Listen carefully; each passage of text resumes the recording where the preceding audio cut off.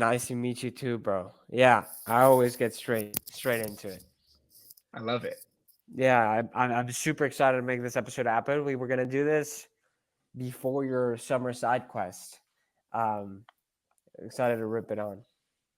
How are you, bro? Yeah, I'm incredible. It's been a Yeah. great start to the Monday. Yeah, it's been an early morning. It was like a Hmm. 4:30 wake up, hot yoga, writing, coaching call, and just got Wow. home and getting straight here. So, yeah, I'm trying to pack a lot into these last 2 days. I'm going off the grid for 2 weeks on Wednesday, and so Okay. these next 2 days are a lot of things are in motion.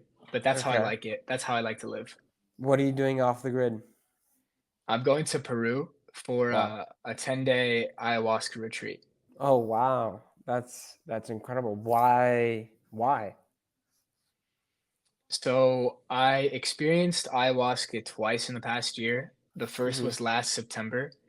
And last time I went, it was kind of on a whim. A friend asked me to go, a friend through the creator economy. He won't mind me sharing. His name's Talon Simmons. Maybe you know him.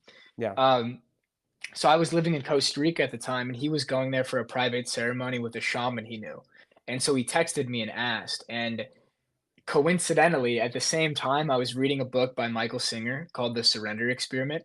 Yeah. And I was like, oh gosh, like this is a really big test. Like, am I going to surrender to life here or am I going to let fear stop me? Sure. And I decided to go, and it was a very powerful experience, Hmm. very clarifying on my purpose and where I want to go in life. Okay. And then I experienced ayahuasca again in May, almost a little bit unintentionally, Okay. Go ahead. What do you mean which that? we could get into. But I was in a group medicine ceremony, and the basis of this ceremony was that the facilitators give you intuitively what they feel you need without telling you what you're getting. And so one Mm. of the things they gave me was this psilocybin and ayahuasca blend, and I didn't know, and it was very deep and very powerful and very transformative. And Hmm. in that moment, I felt like, okay, I want to go deeper into this. I'm feeling called to go deeper into this, which is funny because last September I was like, oh, I got what I needed. I don't feel like I want to return for a while. Yeah. But in May, I got the call. I want to go deeper, and so the same shaman was running a new retreat in Peru in October, and Talon is going again, and so Mm. I was like, let's do it.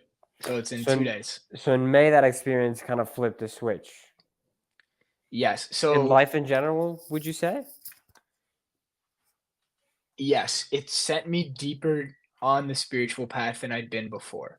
Okay. So last September, it was more of a surface level understanding of who I am and what I should go do in the world. So it was like, you're built to create videos and write and spread your message to millions of people. Like, that's your purpose. Go for it. And that's pretty much where it stayed. I just understood myself and had the confidence and courage to say, I'm going full force into this and I'm not looking back. In May, it was a deeper spiritual experience in the way that it was a perception shift into something that, like David Hawkins and spiritual teachers talk about, as non duality, which is basically no separation.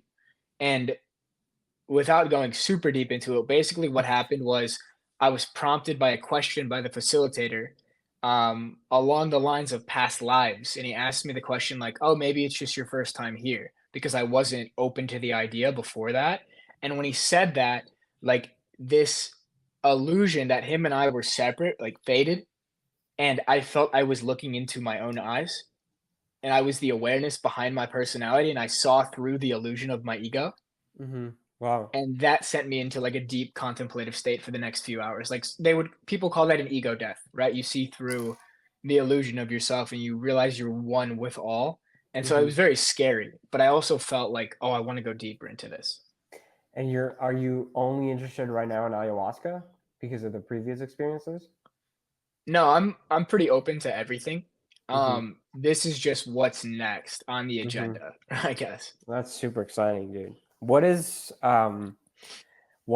plants that do this teach you about um like life? How incredible is it that you know such a plant can do something? It's like it's almost as if these experiences are screaming for us to try these plants and collaborate with them.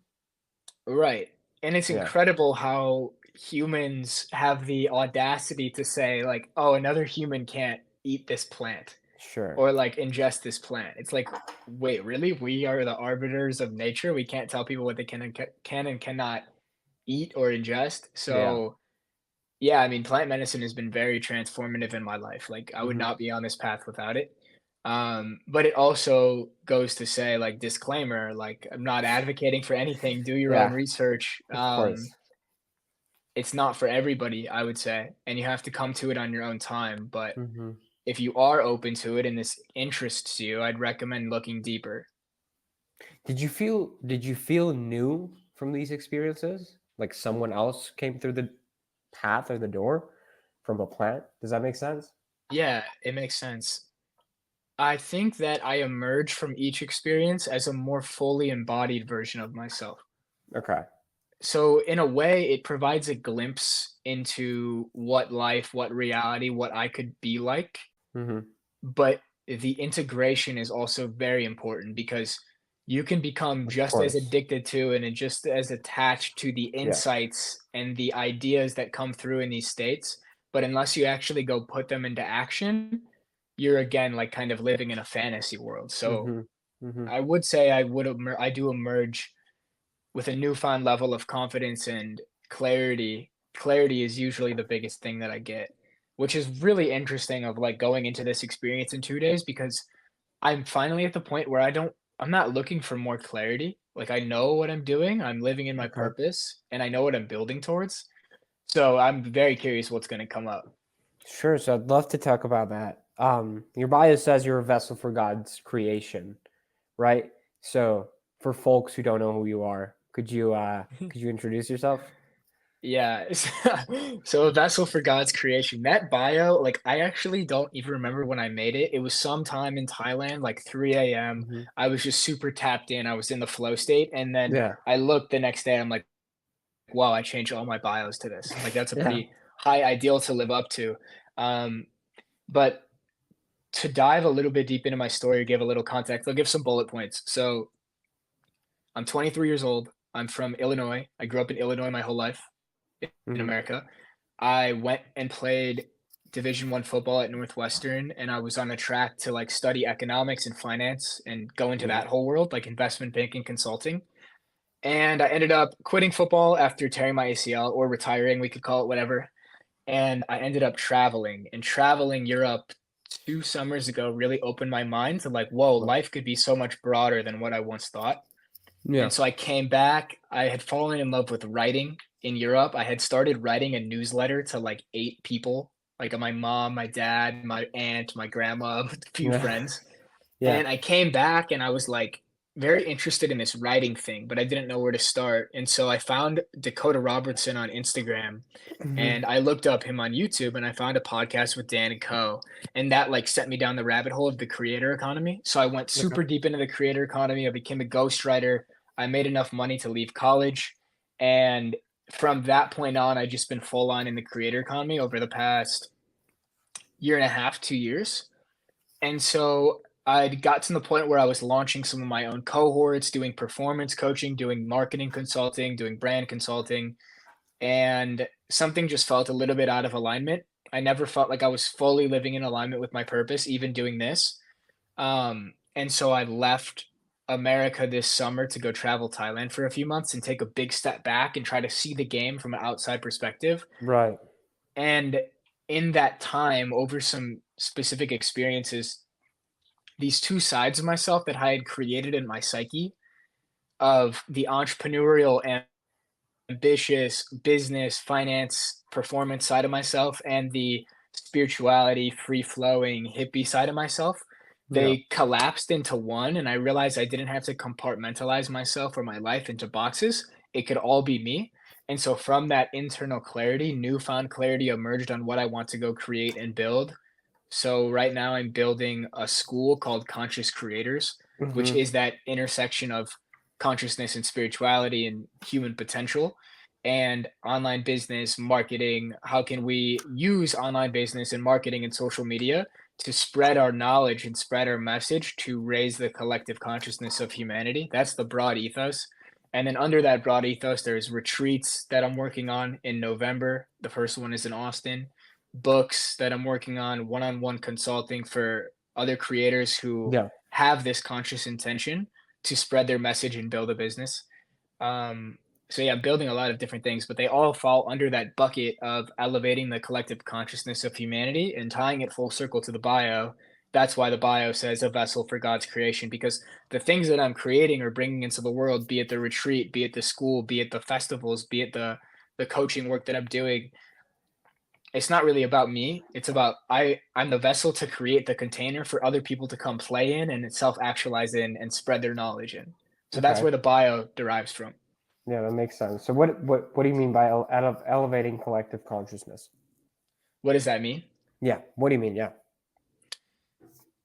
So humanity as a whole calibrates at a certain level on the map of consciousness. So the map of consciousness is a book by David Hawkins, and I have one of his books right next to me. Of course, it's called The Eye of the Eye. Mm-hmm. But I've gone very deep into his work, and so a few key points on this map of consciousness is the line or the level of 200 distinguishes truth from falsehood. And so right now, 78% of humanity is living below the line of 200. So they're living in falsehood. They're living in fear and anxiety and anger and desire and pride. But 22% of humanity lives above that line of courage, of acceptance, of love. Actually, only 4% of people live above the level of 500, which is love. And then as you ascend into the higher levels, that's the states of joy, ecstasy, peace, enlightenment, all these higher levels that the spiritual teachers talk about and live in. Mm-hmm. And so only in the past 20, 30 years or so has the collective consciousness of humanity on average calibrated above the level of 200. Back in like the 1980s, Yeah. 1990s, I believe the number was somewhere in the 190s. So humanity was literally destructing itself. That's why nuclear weapons are built. That's why we're fighting world wars, because of the level of consciousness. And so only recently this shift has happened where now, as of like when this book was written, I think 20 years ago, the level jumped to 207.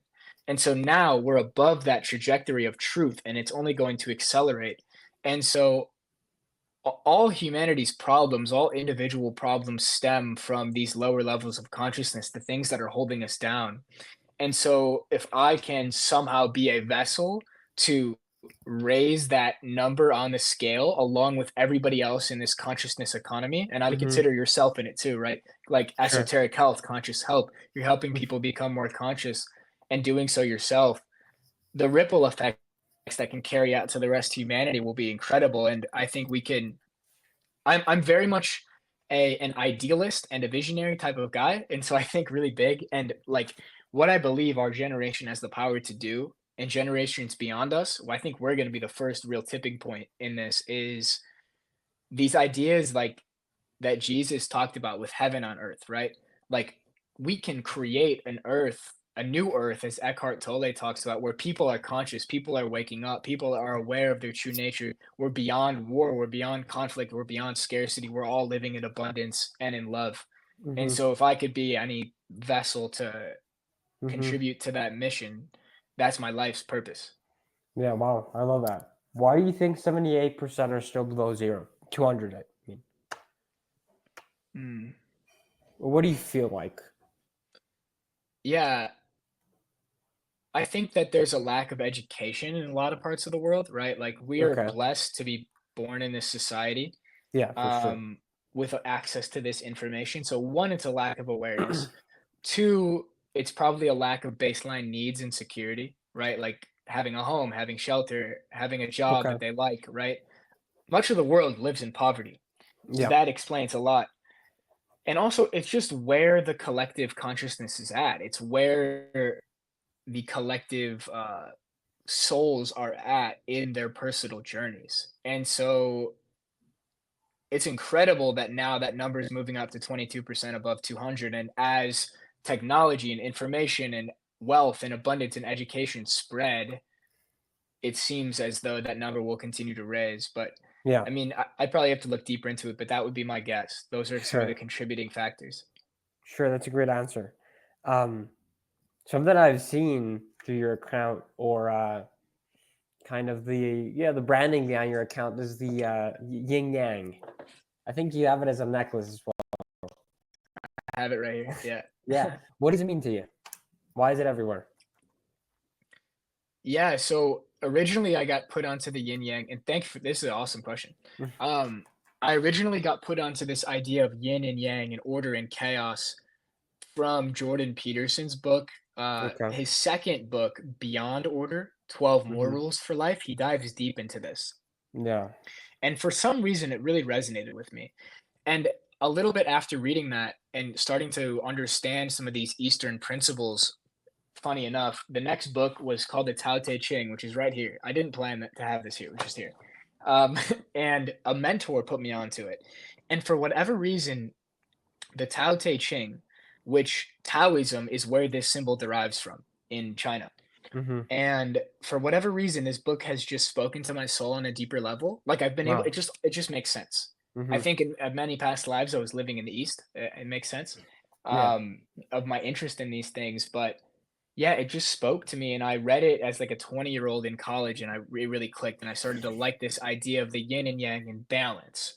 I Okay. noticed myself oftentimes going to two end of an extreme. Like I'd get super Okay. disciplined on a Okay. new diet, Hmm. and or like that would be the masculine yang energy. I'd go too far into the yang and I'd fall out of the middle way, which is that line between the yin and the yang. The middle way is just like living in accordance with the Tao or living in alignment with God, whatever you want to call it. And then I get too far into my feminine side. I go escape into playing video games for like 8 hours. Just one example. So, a big theme for me as I was embarking on this path of self improvement and self exploration, I didn't know it was spirituality yet. I didn't have awareness, but I went to Europe and I got that tattooed on my ankle. It was my first tattoo. Was the The yin yin and the yang. yang. Wow. Yeah. So after that, I think I just liked the symbol. It started to mean a lot to me. It just meant balance, Hmm. and I put it as the Twitter banner. It's been that for 2 years, but even it has more and more meaning the longer I get into the journey because I've realized that in my essence, like my nature is actually quite balanced between masculine and feminine, Hmm. between practicality and spirituality. And so that symbol is like the guiding philosophy for how I want to live my life. It's like, can I walk the middle way between all these different sides of myself, which are all just actually me, which I talked about earlier? Hmm. Yeah. I love that. Masculine and feminine. I feel like this.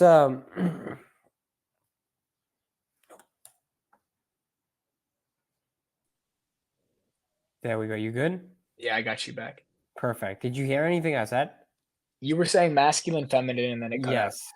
I feel like that topic, um, it's not only not well known. I mean, I'm just thinking about my circle in person, right?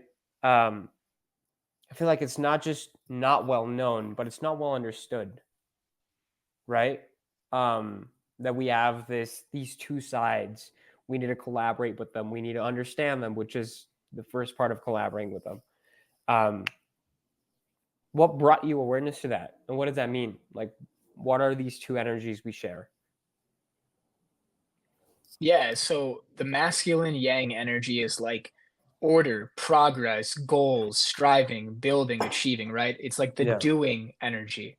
Whereas the yang energy, Mm, the feminine, is more of the being energy. It's playfulness, it's spontaneity, it's surrender, it's dancing, it's expression, those type of things. And so we are all energetic beings, like beneath our projected label and even our physical appearance of men and women, we have these different energies within all of us. And so when we fail at, I'll use men because we're both men. When us as men fail to healthily integrate and have awareness of our feminine side, we repress it and it yeah. comes out or it leaks out in negative ways. And so an example, I'll use a personal example is like Yeah.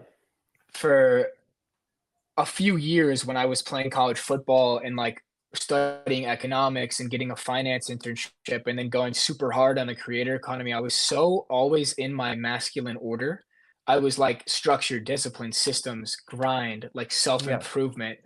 but I Okay. was repressing the feminine side of myself that wanted to come out and be spontaneous and be present and just like surrender to life.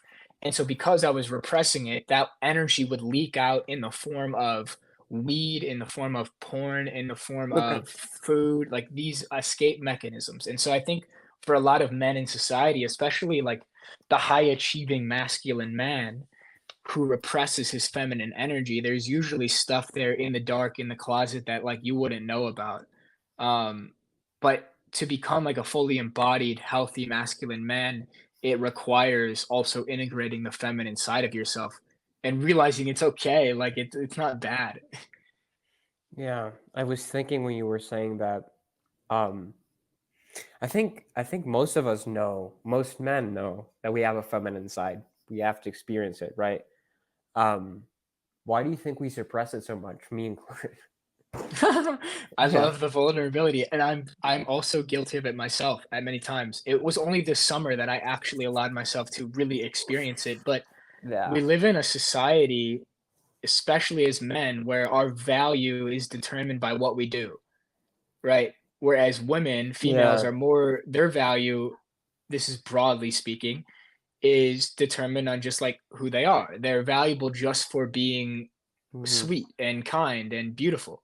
Whereas men, like we have to achieve something in order to be worthy of love and be order to be worthy of self-love.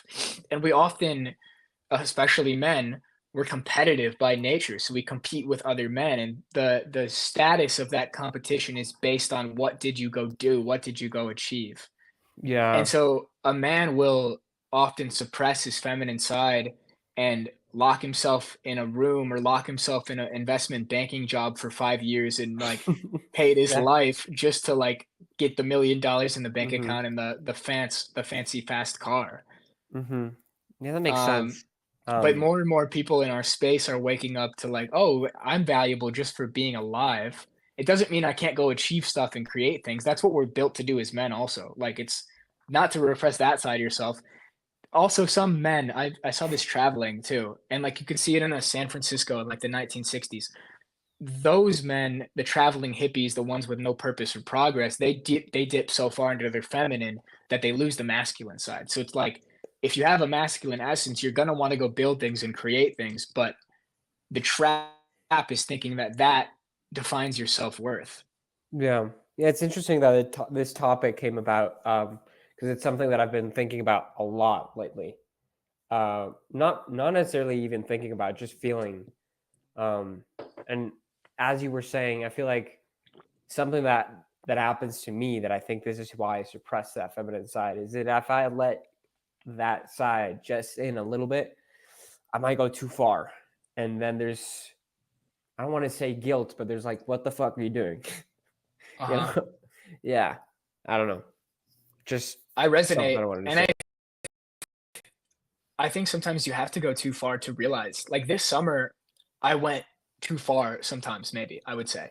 I mean, it was all happening in perfect timing, but I dipped so far into the chaos and the feminine that it brought awareness to like, wow, I want to get back in my masculine more. Because I didn't use a schedule for 2 months. I didn't have a plan. I didn't have work blocks. Like I would stay out at a rave until 8 a.m. Like which was so fun, but it got to the point of like, okay, what am I doing? Like, let's have some order and progress. So it's a balance, but I think sometimes like going too far into either the energy is exactly what needs to happen. So then you actually become aware of Well, yeah. Okay. I'll pay a little bit more attention to it. it. So let me change the topic a little bit. You've mentioned it a couple times already, which was you were previously an athlete for football, right? Yes. Your dream was to be a D1, right?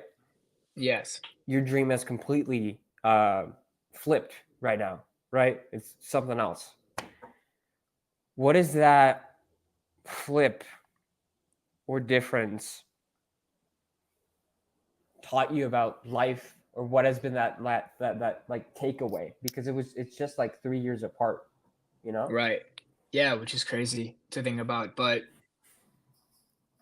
it was that transition was the Hmm. first glimpse into not defining myself or not defining my Oh, self-worth by okay. how I define myself. Okay. because up to that Hmm. point, I only had the vision and the awareness to see myself as a football player. But when I let that go, the entire world opened up. I was like, I could be anybody I want. I could still be an Mm, athlete. I can still be athletic and run and play sports and be in good shape and eat well. But hmm. the the range of my potential widened significantly by taking myself out of a box that I'd subconsciously put myself into my whole life. Hmm. Yeah, that's beautiful. And I've There's a yeah. I've accidentally put myself back into boxes time and time again. Like it's a trap. Like the ego wants to cling on to something, and so after I dropped the identity of football player, I clung to the identity after a year or so of creator economy, and I I think clung it's to that yeah. identity. I think it's just comfortable to do so. I mean, we're just so Yes. used to having a name attached, right? Or something easy to describe yourself with. I Yeah. mean, I think you're probably asked, "What do you do?" 30 times a day. What do you respond with? It's easy to just say one thing, you know? I think I lost you there. That's always a tough question. I Hey, never know how to answer. there we go. Sorry, Can I you hear me? lost you. Yeah, perfect. Yeah. No, you're good. I was just saying, that question of like, what do you do? It's a tough question because I don't know. And when I say like, I don't know, I'm doing a lot of things. Like the the responses to that is so funny. Like people have no idea what to do with that answer. Yeah. So now I try to keep it simple. And if people want to dig deeper, like I'll tell them. But I just say, oh, I'm writing, or oh, I'm just building internet businesses. Mm. And then usually, like, if the conversation's not meant to go deeper, they'll be like, "Oh, cool," and that's it. Or they'll be like, what do you talk about?" Then we'll go deeper into it. But I'm not like off the bat of like my friend's dad who I see at the gym. I'm not gonna be like, "Oh yeah, I'm building a school and retreats to elevate the consciousness of humanity." Like, I don't know if they're ready for that. You're stopping the workout right there. Yeah, exactly. Yeah. There's a video that I saw um during your trip to Thailand this summer, which I don't know. It was a perfect time to listen to the video, which was I have the title written down. You have no obligations to anyone or anything. That is huge today, right? That is huge today. I feel like this is why um everything and everyone is kind of like so average, right? Yeah. That makes sense. And there's something you mentioned there that really hit, which was the twinge of guilt. Uh-huh. Wow. Yeah. I mean, I experience it. I have to experience it every week. It's crazy. It made me super like open to that. Why'd you record that? Yeah, that's a great question. I'm curious, why do you have to experience the twinge of guilt every week? Like it's I have to. There's this experience of um, I want to go with you because I want to be with you and I want to kind of like please you, but I'm also in my reality, right? And it happens a lot because I have to be a lot with family, if that makes Mhm. sense. And I don't want to be. I love my family, but I need a balance. Mhm. So I really know what that twinge of guilt is. I really know what it is. I understand it. I'm completely aware of it when it happens, and I think that's why I love the video so much. Mm. Well, thank you, and it's cool that it resonates, and it also goes to highlight the point that, like, as humans, we all experience, like, these same emotional states and Yeah, sensations, right? yeah, All of us. Like, our experience is unique and individual, but in a way, it's not. In a way, we're all battling these same things or yeah, dancing with the same triggers. yeah. But that came up because a friend who I love dearly in Thailand, I came back to this town I was in for a few months after a month of being away, and I was changed. And now I had clarity. I'm like, I want to go build this school. And I was obsessed. That's where I started recording videos. I built the school. Yeah. Like a lot was moving. And so there was a subtle sense of obligation of like, oh, I'm going to this coffee shop at this time. Like, I hope to see you there. Or like little statements of like, man, like I wish I could see you more. Like those little things, they were I'm like, oh fuck, like I'm sorry, like I Yeah. don't mean to hurt Yeah. you, but in the same way, it's not my responsibility. I'm living in my purpose, and when I see you, I'm gonna be present with you and love you and have a great time. But also, if other people were fully living in their purpose and they said, "Man, like I can't go to the coffee shop. I'm so obsessed with his vision right now." I'm like, "Bro, more power to you. Go do it." And so when as like we're some type of high achieving men, right? We're striving for our potential. We're living outside of the boxes society tries to place us in. Other people will have expectations on us of we should be some certain way, or like we should be some certain type of person that they used to know. But like to Right. Right. to actualize your vision or actualize your purpose, you have to evolve. And in that evolution, you're gonna let people's expectations of who they think you should be down. Like, Yeah. do you think Elon Musk is worried about like, I'm gonna go send a rocket to space? Like, which one should I do? Right? Like, if you have a strong enough purpose and vision, those things that you kind of don't want to do, they just fade away into irrelevancy. Mm-hmm. Yeah. Yeah. I love that. Um, I want to talk about something else that you posted on Twitter, which was a thread. I think this is how I discovered who you are, which was a thread of how to master your mind. Step number one, realize you're not your mind. I remember Um, that. Yeah. so I think many are not aware because many are too stuck in their mind. Comparison, judgment, guilt, complaining. How did you become aware of this topic, and why did you write the thread? Yeah, I'm trying to remember back to when I wrote that thread because it was probably like a year ago. Yeah. Um, I believe at the time I was getting very into Kapil Gupta's stuff. And if you don't know him, he's like a spiritual mental performance coach. He's actually like a personal advisor to Naval Ravikant. They have some Okay. really good Well, podcasts on YouTube. So I was getting really deep into this idea that like you are not the mind. Um, so I was understanding it conceptually at that point of like, okay, like you can meditate and you can watch your thoughts. Like, oh, if you can watch your thoughts, you're not your thoughts. Who are you?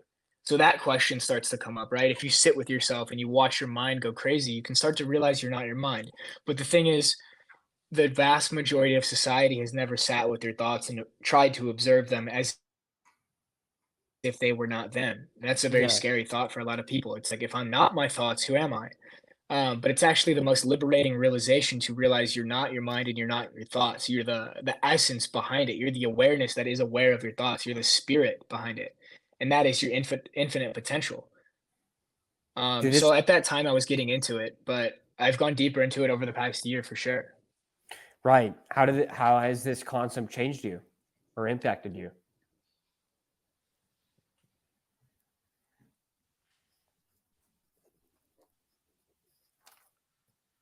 It's allowed me to just look at the world in a different light. Um, in the way that I'm constantly reminding myself that like I am one with all of this. So, like, in this room right now, even when we're in this conversation, yeah, my perception shifts to like, I'm here, you're there, the room's here. But from Hmm. the perspective of like, I'm not my mind, I'm infinite spirit. I am this entire room. I'm all the books behind me. Like, it's just all awareness. So it allows me to be more present. It allows me to see people more clearly too. Like, family's a great trigger. I'm at home right now too. And like from this perspective of like all is one, universal consciousness, we are not our individual minds and egos.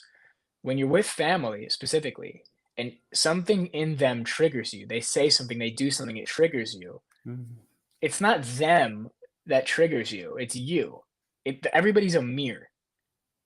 And so from that place, like you can really hold non-judgmental, loving compassion for everybody. Because if you're judging others, you're judging yourself. It's all a mirror. Hmm. I love that. That was perfect timing for me to hear. Yeah, now go to family dinner with that in mind. Everything Yeah, will be of different. course. I mean, I try to. I'm constantly reminded about this, but I'm still triggered. Yeah, that's being human. Yeah. It's understandable. Me too. But noticing like your triggers are your keys to expanded levels of freedom. Every time you get triggered, it's like, oh, like it's a good thing. Like I'm noticing something where I'm not Sure. free now. So Okay. now I can become more free. Yeah. That makes sense. How can I make this situation a game? Why? Why What do you apply that? situation? A situation. It's a thread Anything. you posted. Yeah. It's all a game. Like we're just meant here to play around. Like Earth is our playground. Like we're meant to come here and play and create and explore and have fun. And the illusion is that it has to be hard. It has to be a Mhm. grind. Okay. It doesn't. It doesn't. That's the ego wanting to feel important because it's hard, because I achieved something. It doesn't have to be. It's all play. Like we're all here in these physical bodies for a short period of time. We get to create things. We get to talk with people, dance. We get to play. We literally just get to play for 80 years or 100 years and then it's over. So why not make it fun? And whenever something comes up that is difficult or challenging, that little reframe of like, what would it look like if it was play?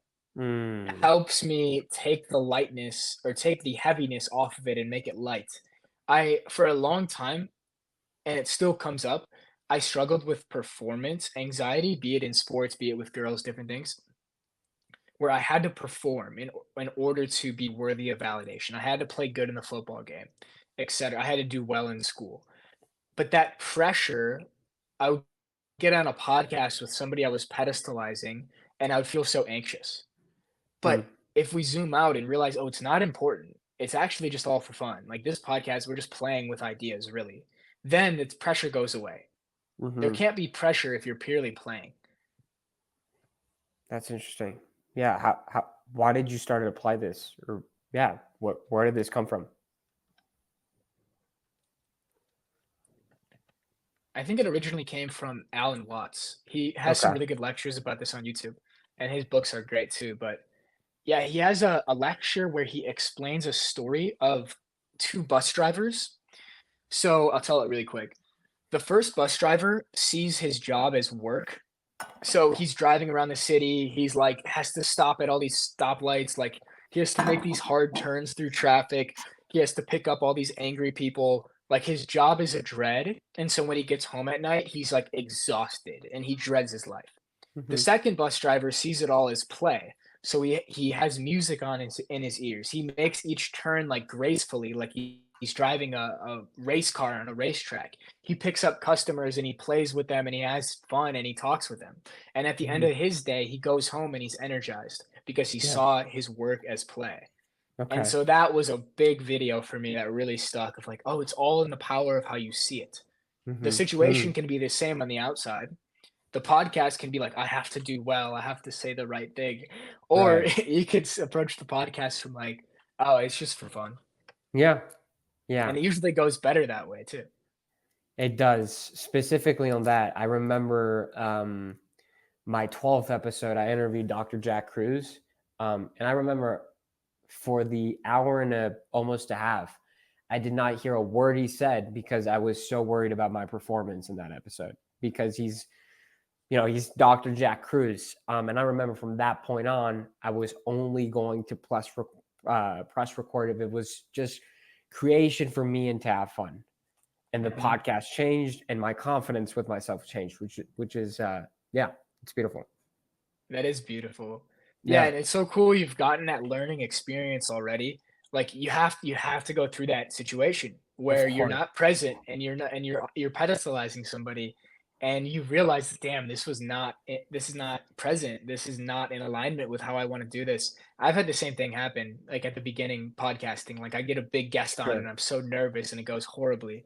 Yeah. And then I'm just so upset at myself. But from this Hmm. new place of like, even if it's freaking Elon Musk, like it's just he's another guy. Like we can just Yeah. have fun.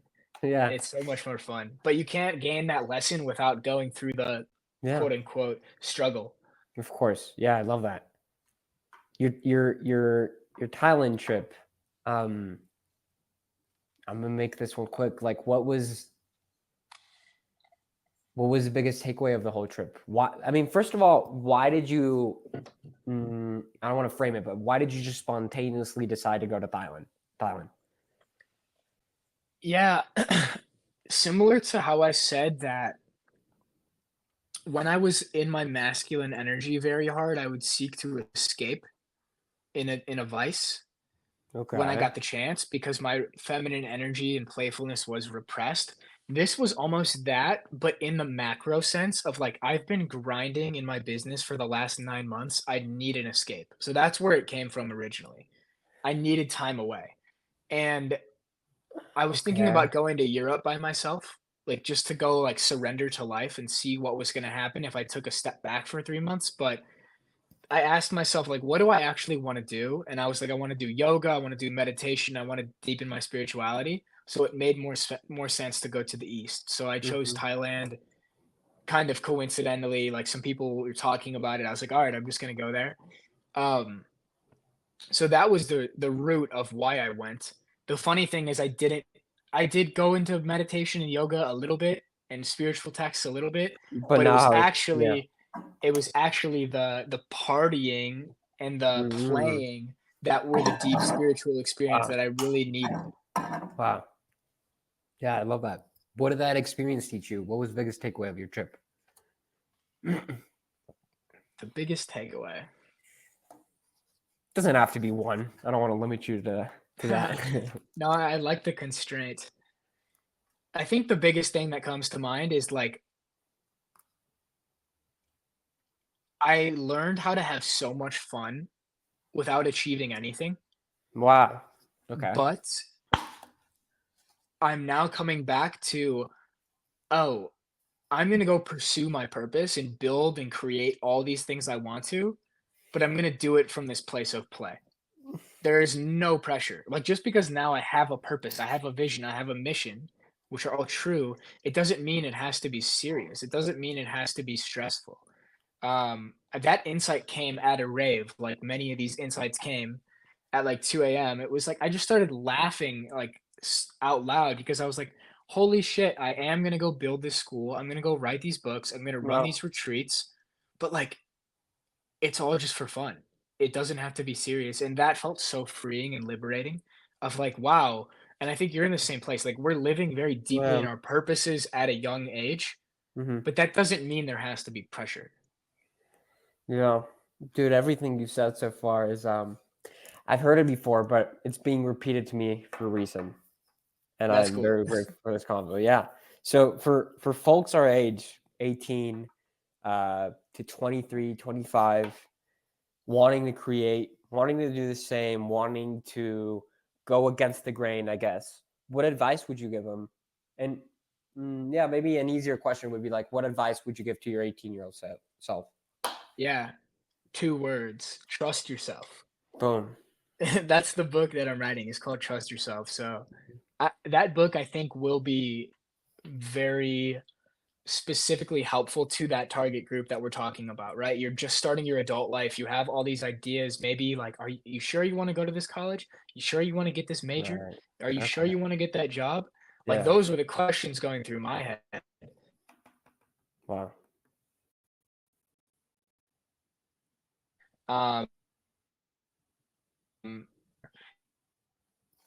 and you keep following that nudge, you keep following that intuition and finding the others who are doing it too. Because I mean, like on the surface, we're just some normal dudes from America, right? We're just like normal. What you're like 19, right? 18. Are you 19? 18? Eight. That's Yeah. crazy, dude. You're like that you're already tapped into all this. It's amazing. But we're like some normal 18, 23-year-old dudes. Like there are other people like you doing it, and if they can do it, you can do it too. That was always a big thing for me. Like, oh, if Yeah. this person can figure it out, I can figure it out too. Yeah. I love that. What is the work you do taught you about the world?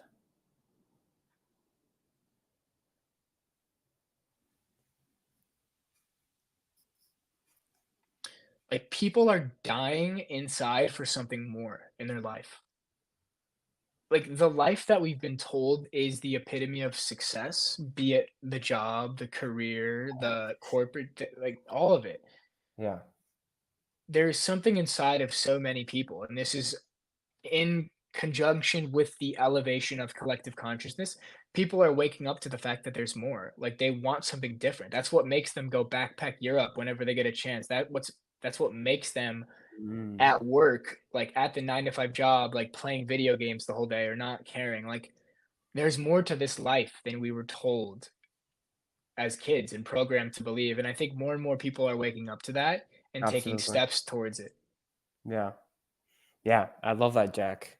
For my last question, what currently brings you most joy in life?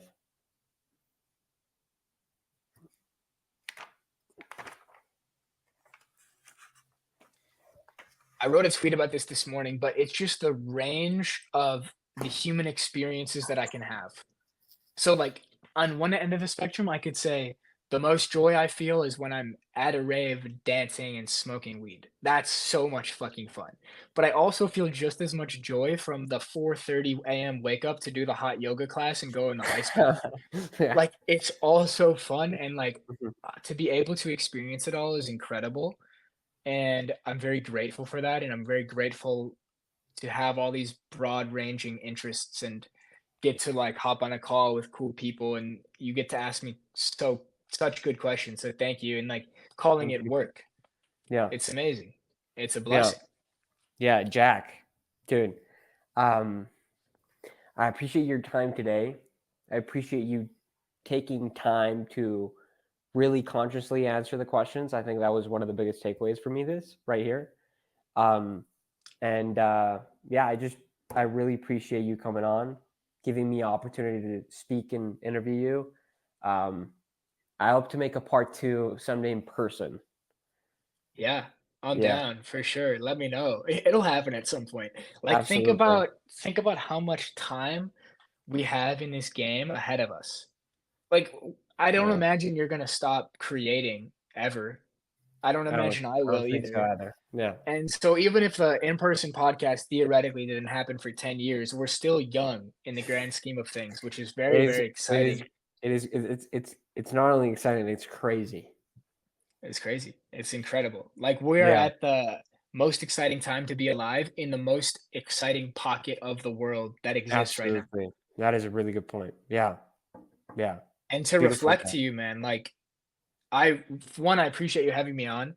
Two, I wanted to reflect, and I don't want to like seem like I'm putting you down because of your age, because it's not that at all. It's just more like, wow, like I knew myself at 18, and I'm looking at you at 18, and like the confidence and the depth and the questions and the living in alignment with purpose, like it's incredible. And so Mm, I think you're going to be an inspiration to many, many young men over the hopefully, next yeah. 50 years. Thank you, bro. Thank you. I appreciate you, man. Yes.